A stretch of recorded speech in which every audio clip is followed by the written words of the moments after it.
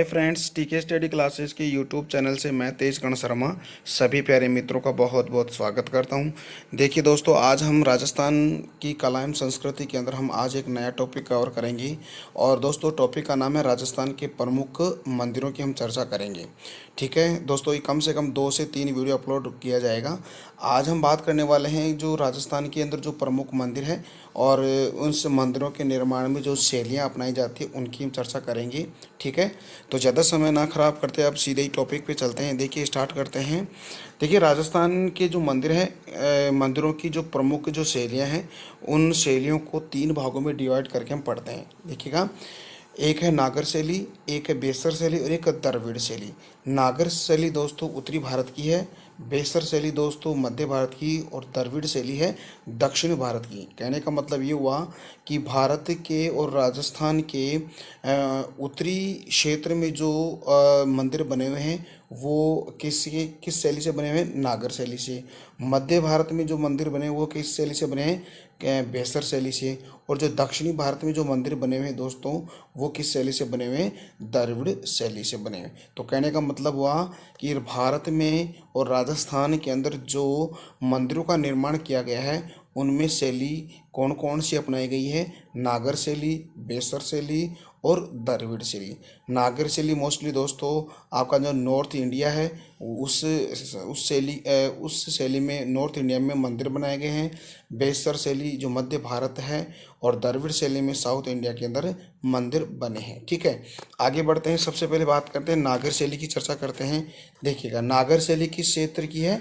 उत्तरी भारत की है। देखिएगा, इसमें जो मंदिर बने उसकी चर्चा अपन कर लेते हैं। देखिएगा, हिमालय पर्वतमाला से विंध्याचल पर्वतमाला तक इस शैली का प्रादुर्भाव हुआ है। कहने का मतलब है कि हमारे जो भारत है, भारत में जो आपका जो हिमालय पर्वतमाला से लेकर दक्षिण के अंदर जो विंध्याचल की जो पहाड़ियां हैं वहां से लेकर वहां तक, यानी कि हिमालय से लेकर विंध्याचल विंध्याचल की जो पहाड़ियां हैं वहां तक जो मंदिर बने हैं वो किस शैली में बने हैं? नागर शैली के अंदर बने हुए हैं। ठीक है, इस नागर शैली के अंदर जो मंदिर बने हैं उनकी क्या क्या विशेषता होती है उसको हम देख लेते हैं।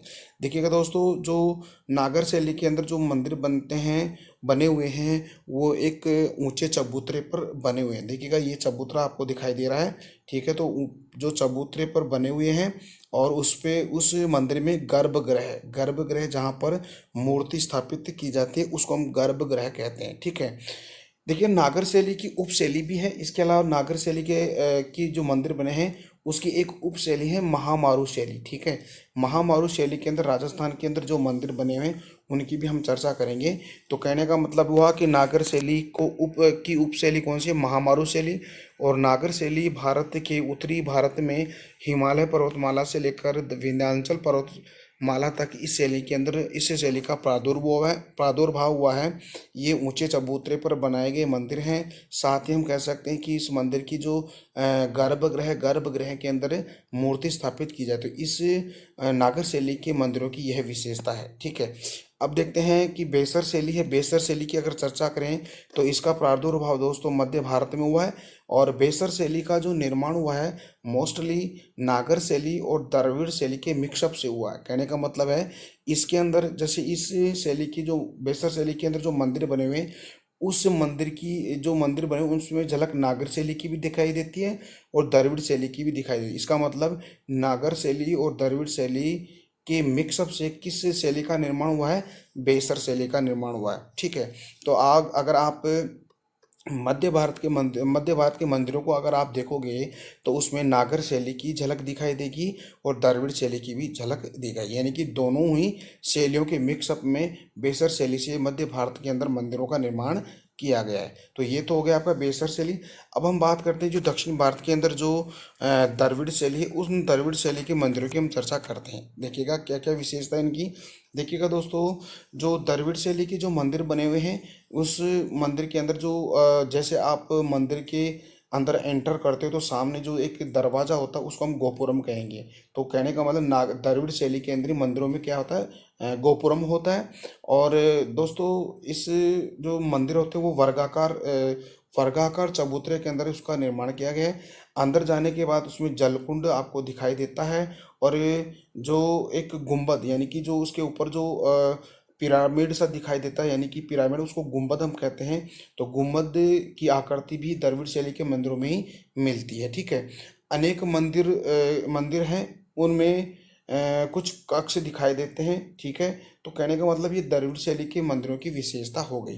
कहने का मतलब ये हुआ कि दक्षिण दक्षिण द्रविड़ शैली के अंदर जो दक्षिण भारत में मंदिर बने हैं वो पिरामिड आकार के हैं, गुंबद भी उसमें है, मंदिर के अंदर जलकुंड है, वर्गाकार उसका चबूतरा है उस पर बने हुए हैं, और गोपुरम की झलक भी द्रविड़ शैली के मंदिरों में दिखाई देती है। तो कहने का मतलब ये हुआ कि भारत में तीन ऐसी शैलियाँ हैं जिससे मंदिरों का निर्माण हुआ है।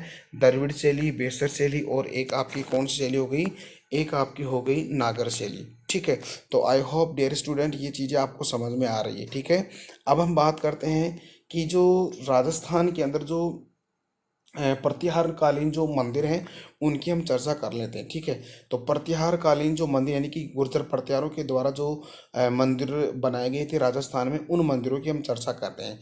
कहने का मतलब ये हुआ कि 8वीं सदी से लेकर 12वीं सदी तक राजस्थान के अंदर जो प्रतिहार काल यानी प्रतिहार गुर्जर प्रतिहार वंश का समय था, उस टाइम पीरियड में जो भारत में और राजस्थान के अंदर जो मंदिर बने हुए उनकी हम चर्चा कर लेते हैं। ठीक है, देखिएगा, पहले तो बात हम करते हैं कि जो प्रतिहार कालीन जो मंदिर हैं उनकी शैली कौन सी है, यानी कि गुर्जर प्रतिहार वंश के जिस शासकों ने जो मंदिर बनाए हैं वो कौन सी शैली में बनाए हैं। तो दोस्तों वो मंदिर बने हैं महामारू शैली के अंदर। ठीक है, तो आपको मैंने आपको बताया कि महामारू शैली किस शैली का रूप है, नागर शैली का एक उप शैली है महामारू शैली। तो राजस्थान के अंदर जो महामारू शैली है उसके अंदर गुर्जर प्रतिहार वंश के शासकों ने मंदिर बनाए हैं। ठीक है, तो उनके अंदर हम देखते हैं कौन कौन से ऐसे मंदिर हैं जो गुर्जर प्रतिहार कालीन या प्रतिहार काल में ये मंदिर बने हैं, और इसका टाइम पीरियड है 8वीं सदी से लेकर 12वीं सदी तक। ठीक है, देखिएगा, पहले हम बात करते हैं कि जो प्रतिहार कालीन जो मंदिर है उनके प्रमुख केंद्र कहाँ है राजस्थान के अंदर। ठीक है,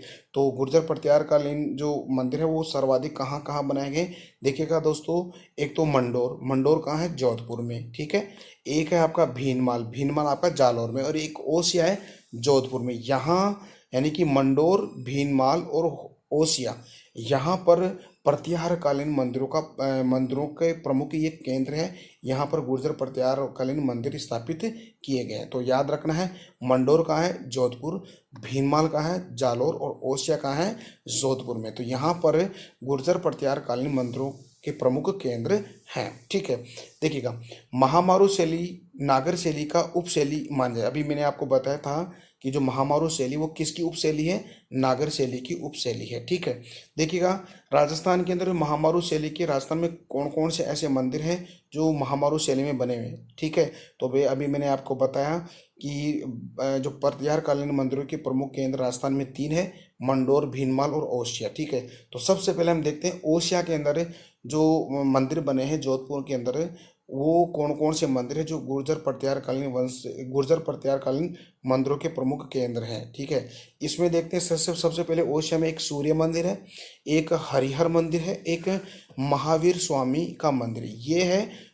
प्रतिहार कालीन मंदिर है। यानी कि कहने का मतलब ये हुआ कि ओसिया के अंदर सूर्य मंदिर, हरिहर मंदिर और महावीर स्वामी का मंदिर गुर्जर प्रतिहार वंश के शासकों के द्वारा इनका निर्माण किया गया है। और कहने का मतलब है कि 8वीं सदी से लेकर 12वीं सदी के अंदर इन मंदिरों का निर्माण हुआ है। ठीक है, देखिएगा, जो ओसिया यानी कि जोधपुर को एक उपनाम दिया है, यानी कि राजस्थान का भुवनेश्वर। ठीक है, तो राजस्थान का भुवनेश्वर किसको कहते हैं, ओसिया को कहते हैं, क्योंकि भुवनेश्वर उड़ीसा की राजधानी है।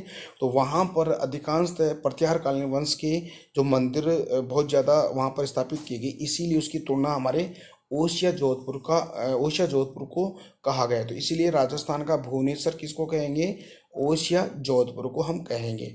ठीक है, देखिएगा, यहाँ पर बने हैं मंदिरों की बात अगर करें देखिए एक तो सूर्य मंदिर है, ये कहाँ पे, ओसिया में है। हरिहर मंदिर है, ये कहाँ है, ओसिया में। महावीर स्वामी मंदिर, ये कहाँ, ओसिया यानी कि जोधपुर में। इन तीनों मंदिरों का निर्माण दोस्तों 8वीं सदी से लेकर 12वीं सदी तक इनका निर्माण करवाया गया था प्रतिहालकालीन शासकों के द्वारा। ठीक है, तो दोस्तों आपको पता है त्रिपक्षीय संघर्ष हुआ था, यानी कि तीन वंशों के मध्य जो त्रिपक्ष संघर्ष हुआ था, यानी कि 150 ईयर्स, यानी कि 150 साल तक ये युद्ध हुआ था।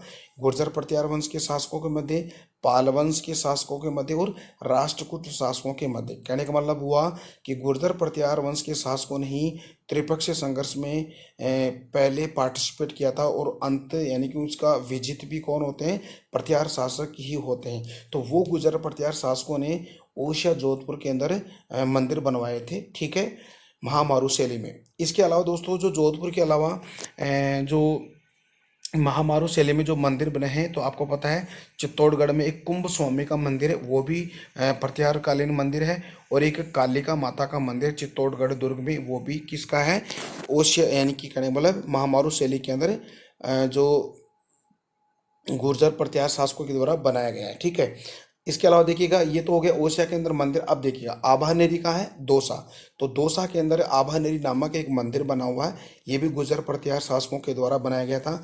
एक है गोट मांगलोद नागौर के अंदर दधिमती माता का मंदिर है, वहाँ पर भी ये प्रतिहारकालीन मंदिर है। तो दोस्तों याद रखना है, यानी कि ओसिया में जो मंदिर बने हैं वो भी प्रतिहारकालीन मंदिर है। आभानेरी के अंदर है ये, एक आपका दधिमती माता का मंदिर है गोट मांगलोद नागौर में। एक है जगत अंबिका माता का मंदिर, यानी कि जगत कहाँ पे, उदयपुर में। तो उदयपुर में जगत अंबिका माता का जो मंदिर है वो भी प्रतिहारकालीन मंदिर है, जिसकी स्थापना 8वीं सदी से लेकर 12वीं सदी तक जो गुर्जर प्रतिहार शासकों के द्वारा इसका निर्माण करवाया जाता है। एक है दोस्तों बहुत इंपॉर्टेंट एक मंदिर है जो एग्जाम के पॉइंट ऑफ व्यू से बहुत इंपॉर्टेंट है, सास बहू का मंदिर है, यानी कि नागदा के अंदर ये नागदा में सास बहू का मंदिर, ये भी प्रतिहारकालीन मंदिर है।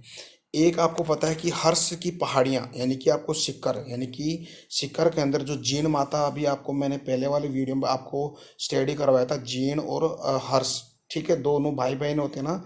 तो हर्षनाथ मंदिर, ठीक है, हर्षनाथ मंदिर कहाँ पे है, हर्ष की जो पहाड़ी है सिक्कर के अंदर, वहाँ पे बना हुआ है, ये भी प्रतिहारकालीन मंदिर है। समिद्धेश्वर मंदिर चित्तौड़गढ़ के दुर्ग में है, तो ये भी प्रतिहारकालीन मंदिर है। सचिया माता का मंदिर ओसिया के अंदर, और दिलवाड़ा के जो जैन मंदिर, ये भी प्रतिहारकालीन वंश है।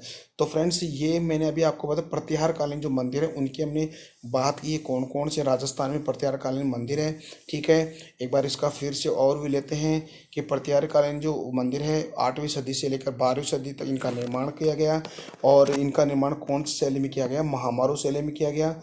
राजस्थान के अंदर कौन से केंद्र है प्रतिहारकालीन मंदिर, मंडोर, भीनमाल, ओसिया। ठीक है, इसके साथ ही महामारू शैली में राजस्थान की जो प्रमुख मंदिर है, एक तो ओसिया के अंदर बने सूर्य मंदिर, हरिहर मंदिर, महावीर स्वामी का मंदिर, कुंभ स्वामी मंदिर और कालिका माता का मंदिर। आबानेरी दौसा में मंदिर बना हुआ, दधिमती माता का मंदिर गोट मांगलोद नागौर में है। जगत अंबिका माता का मंदिर जगत उदयपुर में है। सास बहू का मंदिर नागदा उदयपुर में है। हर्षनाथ मंदिर हर्ष की पहाड़ी शिखर में। समेदेश्वर मंदिर है चित्तौड़गढ़ दुर्ग में। सचिया माता का मंदिर ओसिया और दिलवाड़ा के जैन मंदिर सिरोही के अंदर। ये सारे के सारे प्रतिहार वंश के यानी प्रतिहार कालीन मंदिर हैं जिनकी स्थापना 8वीं सदी से लेकर 12वीं सदी तक हुई है। तो दोस्तों ये बातें आपको समझ में आ गई। अब देखते हैं कि जो किराड़ू एक मंदिर और है, किराड़ू की शिव मंदिर। ठीक है, किराड़ू कहाँ है, बाड़मेर में। तो इस किराड़ू को राजस्थान का खजुराहो भी कहा गया है। तो याद रखना बहुत इंपॉर्टेंट है कि ये किराड़ू यानी कि राजस्थान का किराड़ू यानी राजस्थान का जो खजुराहो उसको किसको कहा गया है, किराड़ू के मंदिरों को कहा गया है। राजस्थान में प्रतिहारकालीन महामारू शैली में निर्मित अंतिम ये मंदिर समूह है, यानी कि प्रतिहारकालीन जो लास्ट यानी कि 12वीं सदी के अंदर प्रतिहार वंश का विनाश हो जाता जो पतन होता है, उसमें राजस्थान में जो लास्ट जो मंदिर बना हुआ है प्रतिहारकालीन वह किराड़ू के शिव मंदिर है। ठीक है, देखिएगा प्रतिहारकालीन महामारू शैली 8वीं सदी से 12वीं सदी, इसके प्रमुख केंद्र कौन से हैं, भीलवाड़ा, मंडोर, ओसिया। समर्पित किसको है, भगवान विष्णु और सूर्य भगवान को। तो ये सारे के सारे मंदिर भगवान विष्णु और सूर्य को समर्पित है। जिसमें मैंने अब आपको बताया था सूर्य मंदिर ओसिया, हरिहर मंदिर ओसिया, महावीर स्वामी मंदिर ओसिया, कुंभ स्वामी मंदिर चित्तौड़गढ़ में है, और कालिका माता का मंदिर चित्तौड़गढ़ में है। आभानेरी मंदिर के सभी जो मंदिर है वो दौसा चांद बावड़ी है, ये दौसा में है। दधिमती का माता का मंदिर है गोट मांगलोद नागौर में। जगत अंबिका माता का मंदिर जगत उदयपुर में। मेवाड़ का जिसको हम खजुराहो कहते हैं। सास बहू का मंदिर नागदा उदयपुर में। हर्ष मंदिर है हर्ष की पहाड़ी शिखर में। और समिदेश्वर मंदिर चित्तौड़गढ़ में। सचिया माता का मंदिर है ओसिया में। दिलवाड़ा की जैन मंदिर है कहाँ पे, सिरोही के अंदर। और लास्ट मैंने अभी बताया था आपको जो प्रत्याहारकालीन जो अंतिम जो मंदिर था दोस्तों, वो किराड़ू के शिव मंदिर बाड़मेर में, जिसको राजस्थान के प्रत्याहारकालीन महामारू शैली का अंतिम मंदिर भी हम कहते हैं। तो ये हमने बात की है अब तक जो राजस्थान के अंदर जो प्रत्याहारकालीन जो मंदिर उन सब के बारे में चर्चा की है। तो फ्रेंड्स आपको याद रखना है कि इसमें जो ये सारे के सारे प्रत्याहारकालीन मंदिर है, ठीक है। अब देखते हैं आगे। अब देखते हैं दोस्तों, इसके अलावा एक बात और देख लेते हैं कि जो मारू गुर्जर प्रत्याहार शैली उसको हम उसकी बात अगर करें तो महामारू जो शैली में भगवान सूर्य और विष्णु को समर्पित मंदिर नहीं है, इन्हें मारू गुर्जर प्रत्याहार शैली भी कहा जाता है, ठीक है। अब देखते हैं गुप्त काल। देखिए भारत राजस्थान के अंदर जो गुप्तकालीन जो मंदिर उनकी हम चर्चा करेंगे, और इसके साथ ही जो गुप्तोत्तर काल की हम बात करेंगे। कहने का मतलब है 300 ईस्वी से लेकर 700 ईस्वी के मध्य जो राजस्थान के अंदर गुप्तोत्तर काल और गुप्त काल की जो मंदिर बने हुए हैं उनकी हम चर्चा कर लेते हैं। तो इनको याद आपको करना है, ठीक है। देखिए पहला जो मंदिर है कोटा के अंदर, कोटा के अंदर एक गांव है उसका नाम है कंसुआ गांव, ठीक है। तो कंसुआ गांव का शिव मंदिर है, ये गुप्तकालीन मंदिर है, ठीक है। इसके बाद चार चौमा शिवालय ये कोटा के अंदर है। दर्रा का शिव मंदिर कोटा झालावाड़ मार्ग पर स्थित है, यानी कि प्रॉपर अगर देखें तो दर्रा का शिव मंदिर कोटा के अंदर है। शीतलेश्वर मंदिर है झालरा पाटन, ठीक है, जिसको घंटियों का शहर कहते हैं, वो राजस्थान झालावाड़ में। अब एक और है पंचायतन शैली। देखिए दोस्तों पंचायतन शैली क्या होती है, यानी कि राजस्थान के पंचायत शैली की अगर चर्चा करें तो चार चौमुखा मंदिर बना वो पंचायत शैली में है। अगर हम देखें तो भारत में पंचायत शैली का सबसे फेमस जो मंदिर है वो देवगढ़ का दशावतार मंदिर है, ठीक है, देवगढ़ उत्तर प्रदेश के अंदर। तो वो पंचायत शैली में बना हुआ है। क्या होती है पंचायत शैली, देखिएगा इसको हम देखते हैं। एक मंदिर में 5 मूर्तियां हो, कहने का मतलब है एक मंदिर है उसके जो 5 कोनों और बीच में एक मूर्ति स्थापित हो, उसी को हम क्या कहेंगे, पंचायतन शैली कहेंगे। तो एक मंदिर में 5 मूर्तियां हो, एक मूर्ति मुख्य गर्भ में तथा 4 मूर्ति चारों दिशाओं में निर्मित हो, तो उस शैली को हम कहते हैं पंचायत शैली। कहने का मतलब मंदिर है, मंदिर में देखिए ये क्या है, गर्भगृह। तो गर्भगृह में जो मूर्ति स्थापित है, और इसके अलावा आपको पता है यानी कि नॉर्थ है, साउथ है, ईस्ट है और वेस्ट है, यह चारों दिशाओं में जो मूर्ति स्थापित होती है उसी को हम कहते हैं पंचायतन शैली। तो पंचायतन शैली के मंदिर कौन सा, चौमुखा मंदिर है, ठीक है। देखिएगा राणकपुर का जो जैन मंदिर है ये भी आपका कहाँ है, पाली के अंदर है, और ये गुप्तकालीन मंदिर है। इसके साथ ही सूर्य मंदिर ओसिया के अंदर है। जगदीश मंदिर सपनों में बना हुआ मंदिर भी इसको कहते हैं। और जगन्नाथ राय स्वपन संस्कृति में बना हुआ ये मंदिर इसको हम कहते हैं, ठीक है। इसके बाद हम देखते हैं जो आपको अभी तक मैंने आपको बताया था कि जो गुप्तकालीन या गुप्तोत्तर काल के मंदिर मैंने बता दिए राजस्थान के, और जो प्रत्याहारकालीन जो मंदिर उनकी हमने चर्चा करी है, ठीक है। तो आज हम इतना ही पढ़ेंगे दोस्तों।